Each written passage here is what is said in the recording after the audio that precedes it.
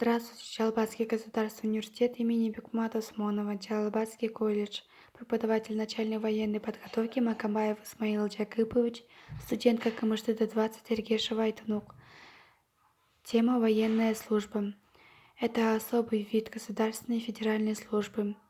Цели урока ознакомления, развитие навыков воспитания. План урока виды федеральные особенности, виды происхождения военной службы.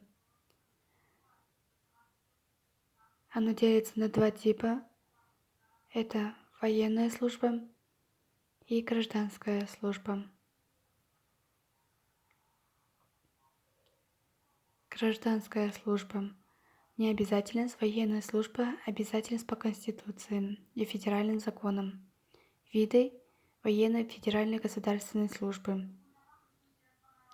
Вооруженные силы Министерства обороны. Особенности Министерства и ведомость Вооруженные силы РФ и внутренние войска, сухопутные войска для преимущества на суше.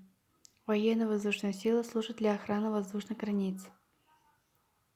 Военно-морской флот предназначен для вооруженной защиты интереса России. Интересные войска стратегическим назначением включают ракетные войска, воздушно-десантные войска, мобильный род войск.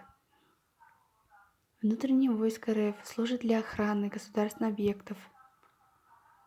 Войска органов Федеральной службы Российской Федерации для охраны. МЧС, войска гражданской обороны, служат для ликвидации последствий в чрезвычайных ситуациях. Специальные войска для инженерного обеспечения.